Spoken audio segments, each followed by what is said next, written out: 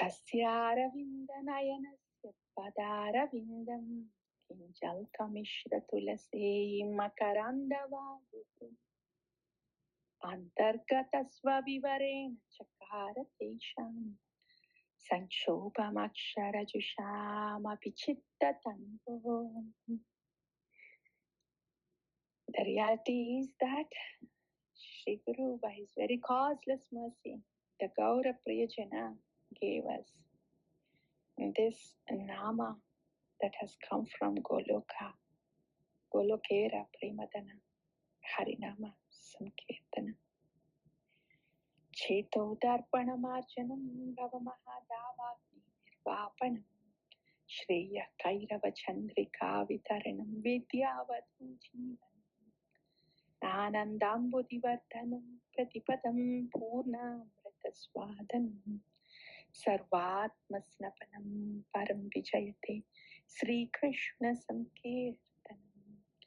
This Shri Harinama can do Cheto Darpanamarchanam, can take away all the dirt we have in the chitta that is causing the miseries and confusion and then pain. And that dirt is called I and my. And the remedy for that dirt is Krishna, Krishna, Krishna, Krishna, Krishna, Krishna, Krishna, Krishna, Krishna, and Krishna, and Krishna, and Krishna, inside out, all the time, everywhere. Then the dirt is gone. Then there is no more misery. Nam Namakari Bahuda Nija Sarva Shaktis Tatrarpitani Amita Smaranena Kala Ye Tadrishi Tava Kripa Bhagavan Mamapi Durtaiva Mitrishami Yajinina Nuraga. Don't look for band-aid fixes in life. It's unnecessary, time wasted and disappointment, and we don't label it as bhakti. Bhakti means Bhagavan. For Bhagavan, towards Bhagavan. Everything for Bhagavan. Hare Krishna, Krishna Krishna, Hare Hare, Hare Ram, Ram Ram, Hare Hare. When everything is for Bhagavan, towards Bhagavan, that is bhakti that will automatically take away our miseries. Heal the wounds from within. That happens only when we go towards Krishna. For Krishna. Stay with Krishna. Hare Krishna, Krishna Krishna, Hare Hare. Hare Ram, Ram Ram, Hare Hare. This is the place of healing. And this is the place of solace. This is the place of shelter. This is the place of solution. Material, spiritual, whatever it is. This should be our place where we always stay, honor. Hare Krishna, Krishna Krishna, Hare Hare. Hare Ram, Ram Ram, Hare Hare. We don't go with this polluted mind, corrupted intelligence, what it has to say. No, those are all punah charvita charvanana, band-aid fixes only for disappointments. We stay with this eternal anchor, unfailing, assuring, solace, healing, support. Trinadapi sunichena taroriva sahishna manina manadin kirtaniya sada harim nadanam najanam nasundarim kavitam vajagadisha kamayim mama janmani janmanishware bhavatat bhakti ahai tukitvayi. Harinama is not just that, okay, only Krishna is there. Krishna is never alone. He's always with the devotees. Holy name is everything. Holy name has everything. Guru, Gauranga, Nama, Rupa, Guna, Leela, Dhamma, everything is here.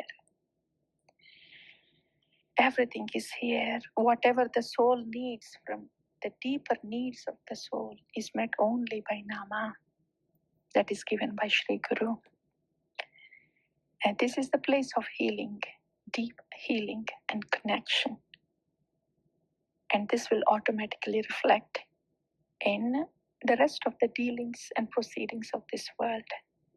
So this is our place where we stay, get healed, soothing shelter, get the strength. Hare Krishna, Krishna Krishna, Hare Hare, Hare Ram, Ram Ram, Hare Hare. Ayinanda Tanuja Kinkaram Patitamam Vishaming Bhavam Buddham Kripayam Tava Pada Pankajam Stitadhuli Sadrisham Vichintayam. Nanda Tanuja Krishna very kindly pick us up from this ocean of moods. And there was enough of doubting Krishna. Now please make us as dust particles, saffron dust particle at your lotus feet. Nayanam galadashudharaya vadanam gadgadaruttaya giram pulakair nichitair vapukada tava nama grihane bhavishyati yugayitam nimishena chakshusha pravarshyayitam shunyayitam jagat sarvam govinda virahena aslishyava padaratam pinastumam Adarshanam marmahatam karotu vam yada tadha vidadhatavulam pato matprananathastu sayeva naparaha. The healing happens when we know prananada, it's only you, Krishna. Only you, only one Priti Vastu, Bhagavan, and everything else belongs to you. I belong to you, everything else belongs to you, and there is only one occupation, to lovingly serve you. That gives everything the soul needs, from the healing to the solace to the joy. Hare Krishna, Krishna Krishna, Hare Hare. Hare Rama, Rama Rama, Hare Hare. Whoever hears or recites this Sri Sikshashtakam, given by Sriman Chaitanya Mahaprabhu, their love and devotion for Krishna will increase day by day. Tara Madhya Sarvasreshta Nama Samkirtana Niraparadha Nama Lele Paye Premadhana Athayeva Nama Matra Vaishnavera Dharma Name Prasputita Hoile Rupa Guna Karma. Hare Krishna, Krishna Krishna, Hare Hare, Hare Rama, Rama Rama, Hare Hare. Hare Krishna, Krishna Krishna, Hare Hare, Hare Rama, Rama Rama, Hare Hare. Hare Krishna, Krishna Krishna, Hare Hare, Hare Rama, Rama Rama, Hare Hare. प्रेम से कहो श्री कृष्ण चैतन्य प्रभु नित्यानंद श्री अद्वैत गदाधर श्री वासादि गौर भक्त वृंद की जय। श्री हरिनाम प्रभु की जय। श्री शिक्षाष्टकम की जय। आचार्य भगवान की जय।